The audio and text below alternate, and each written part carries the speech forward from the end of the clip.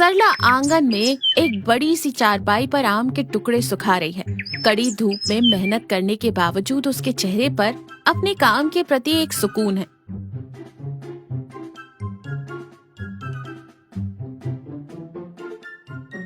तभी सौम्या एक खाली कटोरी लेकर आती है। सौम्या मुस्कुराते हुए कहती है, अरे सरला दीदी, क्या महक आ रही है। तुम्हारे आंगन से उड़ने वाली राई, हींग और मेथी की खुशबू से तो आधा गांव चीख रहा है। मेरे पति देव तो थाली लेकर बैठ गए हैं कि तुम कब अचार दोगी। कल हमारे घर मेहमान आ रहे हैं, तो थोड़ा अपना वो खट्टा मीठा वाला अचार दे दो। सरला मुस्कुराते हुए और पसीना पोंछते हुए एक कटोरी में अचार डालती है और कहती है, लो सौम्या।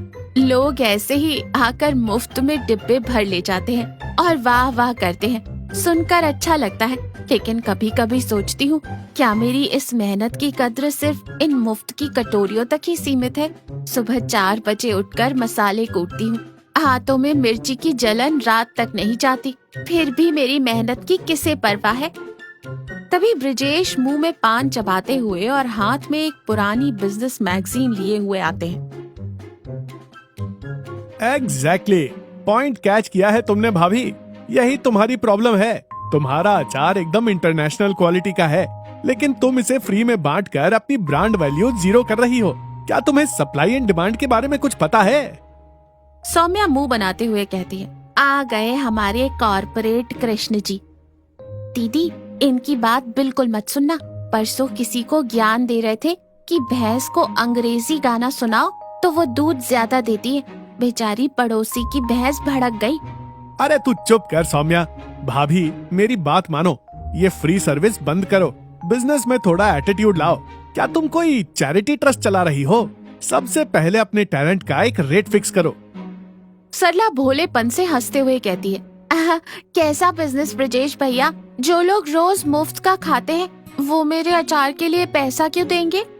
वक्त आने पर देंगे भाभी। जब उन्हें नीड होगी तो वो तुम्हारे पास ही दौड़े आएंगे। बस तुम इंतजार करो। सेठ प्यारे लाल अपनी परचून की दुकान पर बैठा कैलकुलेटर पर उंगलियां चला रहा है और काफी परेशान दिख रहा है। देख सरला, परसों मेरी शादी की 25वीं सालगिरह का भोज है। पूरे गांव को न्योता दिया है, लेकिन ये सब्जियों के भाव सुनकर तो मुझे ही हार्ट अटैक आ रहा है। पनीर तो जैसे सोना हो गया है और देसी घी तो बात ही मत कर। तो फिर भोज में क्या परोस रहे हैं सेठ जी? खर्चा कम करने के लिए मैं पतली दाल, चावल और उबले आलू की सब्जी रख रहा हूँ, लेकिन लोग तो ताने मारेंगे। इसलिए मुझे एक गजब का आइडिया आया है। तू अपना स्पेशल आम का अचार पूरे 10 किलो भेज दे। पतली दाल चावल के साथ तेरा मसालेदार अचार खाकर लोगों को लगेगा जैसे 56 भोग खा लिए हों। सरला थोड़ी खुश होकर मन ही मन हिसाब लगाती है। ठीक है सेठ जी, 10 किलो अचार का मतलब मेरे मसाले, तेल और मेहनत सब मिलाकर 2000 रुपए हुए। सेठ प्यारे लाल बुरी तरह चौंक कर कहते हैं, 2000? राम राम। अरे सरला, मैं तुझे पैसे नहीं, एक्सपोजर दे रहा हूँ। गांव के 200 लोग तेरा अचार खाएंगे, तेरा नाम होगा। यही तेरे लिए बहुत बड़ी बात है। तू शगुन के 200 रुपए रख ले और बाकी मेरी सालगिरह का तोहफा समझ। सरला गहरी पीड़ा के साथ कहती है, सेठ जी, 200 रुपए में तो 5 किलो सरसों का तेल भी नहीं आता। मेरे हाथ छिल जाते हैं मिर्ची कूटते कूटते। क्या मेरे पसीने और मेहनत की कोई कीमत नहीं? अरे तू भी क्या मेरे जैसे बड़े व्यापारी से बहस कर रही है? तुझे बिजनेस की समझ नहीं है। परसों सुबह 10 किलो घर भिजवा देना, बस। सरला अपमान के घूंट पीकर सिर झुकाए बिना कुछ बोले वहाँ से चली जाती है। सरला आंगन में उदास बैठी है। तभी सौम्या और ब्रिजेश वहाँ आते हैं। सरला उन्हें सेठ प्यारे लाल की पूरी बात बताती है। आंखों में आंसू लिए सरला कहती है, एक अकेली औरत हो घर में तो लोग सोचते हैं इसका काम मुफ्त का ही है। ब्रिजेश भैया, 200 रुपए, यही कीमत लगाई है उसने मेरे हुनर की। मुझे लगता है मुझे अचार बनाना छोड़ देना चाहिए। ब्रिजेश गुस्से में अपनी मैगजीन जमीन पर पटकते हुए कहता है, ये प्यारे लाल जिंदगी भर मक्खी चूस ही रहेगा। भाभी, अब तुम रोना बंद करो। हम मार्केटिंग साइकोलॉजी का इस्तेमाल करेंगे। वो तुम्हें 200 रुपए में एक्सपोजर दे रहा था ना, अब हम उसे प्रैक्टिकल करके दिखाएंगे कि ब्रांड क्या होता है। तुम फिर से अपने अजीब आइडियाज मत दो। वहाँ सेठ जी का इतना बड़ा भोज है। ये कोई अजीब आइडिया नहीं है सौम्या, ये कॉर्पोरेट स्ट्रेटेजी है। सुनो भाभी, तुम 10 किलो की जगह सिर्फ 1 किलो अचार एक छोटे मटके में निकालो, उस पर लाल कपड़ा बांधो, हल्दी कुमकुम लगाओ और उसे वीआईपी रेंज का बना दो। भोज वाले दिन हम एक बड़ा खेल खेलेंगे। सरला घबराते हुए कहती है, नहीं भैया, मुझे कोई लड़ाई झगड़ा नहीं चाहिए। सौम्या सरला का हाथ पकड़कर कहती है, दीदी इस बार इनकी बात मान लेते हैं। तुम्हारी मेहनत को सम्मान दिलाने के लिए ये करना ही पड़ेगा। मैं भी तुम्हारे साथ खड़ी हूँ।